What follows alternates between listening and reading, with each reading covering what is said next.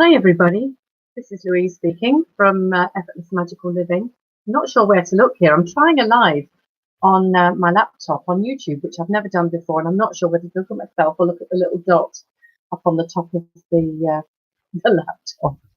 Anyway, I'm here to talk to you a little bit about breathing and the importance of breathing. Now, Effortless Magical Living is all about taking the stress out of life. It's about getting to a point where you feel centered and aligned within yourself, and so cutting out a lot of the stresses and strains of everyday life. Okay, bringing you to your center.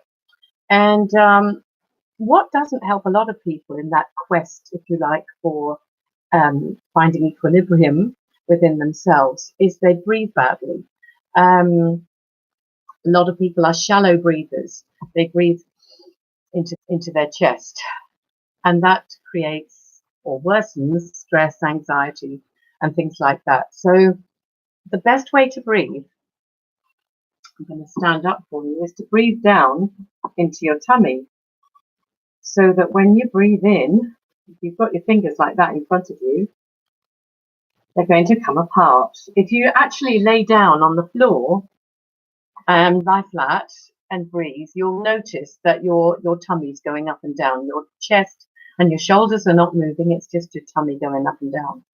And I was taught actually at a very early age to breathe properly because I was an asthmatic child, and so I had physiotherapy to teach me to do exactly that. That's what the physiotherapist taught me. I had to do that. I had to make my fingers come apart. So I was taught to breathe deep at a very early age. And also I was taught as a singer, professional singer, of course, all in when you train as a singer, you learn to breathe properly. And also when I trained to be a yoga meditation teacher, when I was in my very early 20s, actually, I think I started probably training to do that when I was 19, which was around about 1973 or something, and was a little bit out there at the time. But my training as a yoga teacher taught me all about breath. Now, one of the yoga breathing techniques that I've always loved the best is called pranayama. Now, prana means life force. It's your life force. So the ayam bit is just about slowing your breathing down. So you're slowing your breathing down, and it's slowing your breath. And what it does, I've got a little list here I'm going to look at because I can't remember it all. Improves blood circulation. It's good for heart-related problems. Relaxes your body and your mind. Improves concentration. It's great for stress relief. Good for depression, anxiety, and hypertension. Great for overall health. And the reason for this is you'll notice during the daytimes, if you ever check with your nose like this, breathe in, there'll be one side that's freer than the other side. And this is because the breathing the way we breathe, it doesn't go evenly in through both nostrils all day. It goes in easier in one. So we mainly breathe through one nostril for a certain period of time, and then it will switch to the other nostril. And this is because these are linked to the autonomic nervous system, your nasal passages and all the nerve endings in there. And the autonomic nervous system is the sympathetic and parasympathetic nervous system, the sympathetic being the thing that governs your fight and flight and all that kind of thing, and the parasympathetic, all the unconscious processes, digestion, resting, relaxation responses, calm and healing things. And those two nervous systems, sort of go cyclically throughout the day. So sometimes we're breathing from one nostril, sometimes from the other. Now, the left nostril is more associated with the parasympathetic nervous system, and the right-hand side of the brain, which is that creative, more intuitive side of us. And the sympathetic nervous system is more associated with the right nostril, which is linked to the left brain, which is more to do with, masculine, being out there, doing stuff, fighting and flighting. So feminine and masculine, I guess, basically, in a nutshell. So I'm suggesting that you try doing this in the mornings when you wake up. Maybe if you meditate in the mornings, then perhaps do this beforehand, because it kind of settles everything down. And you will find that one nostril, when you start doing it, is a bit more blocked up than the other one. But don't let that worry you. Just sort of power through that. You might need a tissue somewhere near you if you've got a runny nose, like I usually have. Not really.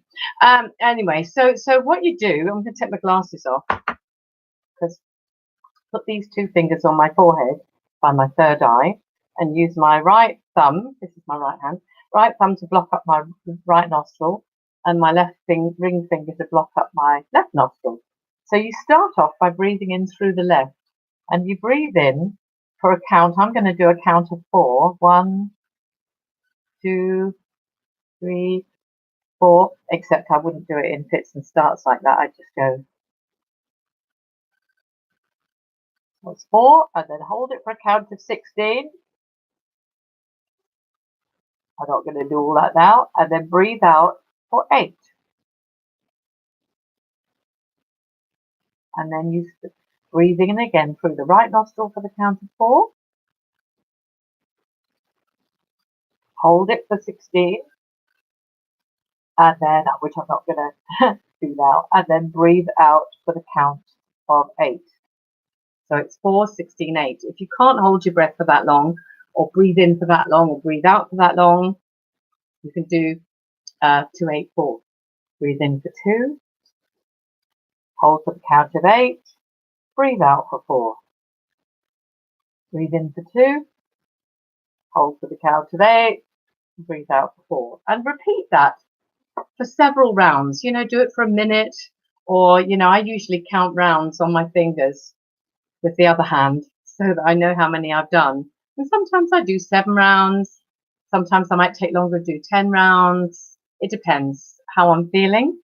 But what you'll find is that really improves your concentration, helps you to relax, helps you to feel more chilled, it helps you be more alert. And it's a great way to start your day. And when you do it, make sure that you're not breathing in and going, lifting up your chest. No. Relax. And when you breathe in, it goes down into your belly.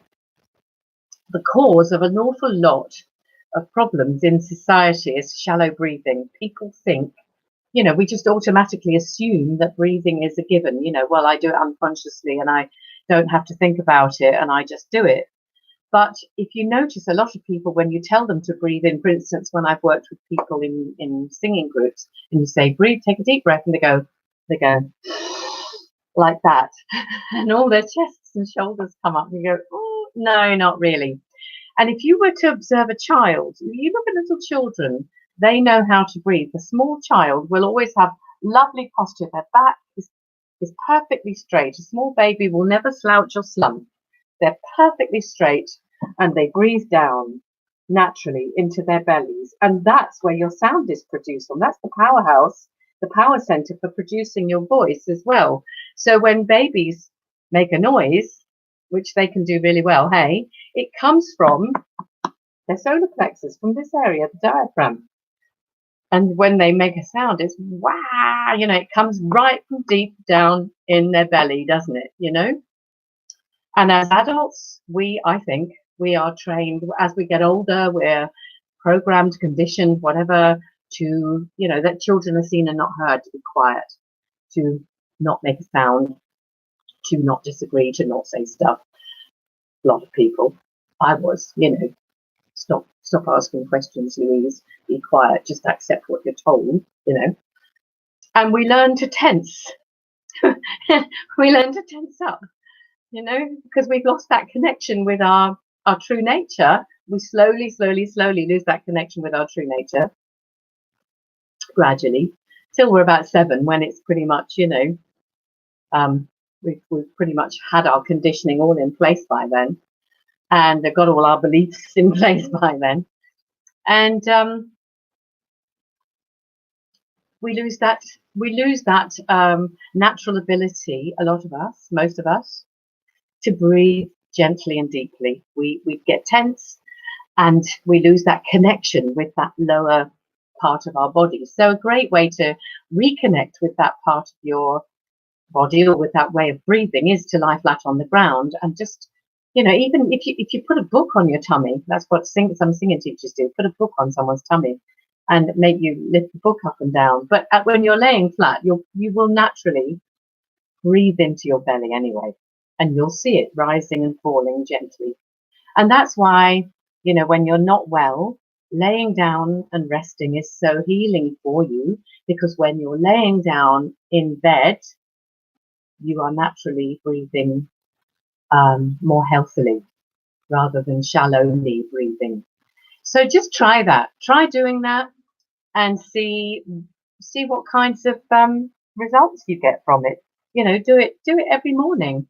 Just it doesn't take more than a few minutes to do a few rounds, however many you like. Just try it out, and I'm hoping that doing some yoga breathing, pranayama, will help you to live effortlessly and magically.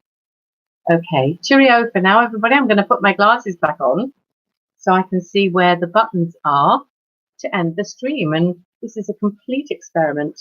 So I hope it's all right. Oh, and my jumper broke, look, so I put the zip on it. So I put a lovely little, what do you call it, paper clip there instead. Don't you think that's trendy? Anyway, see you later.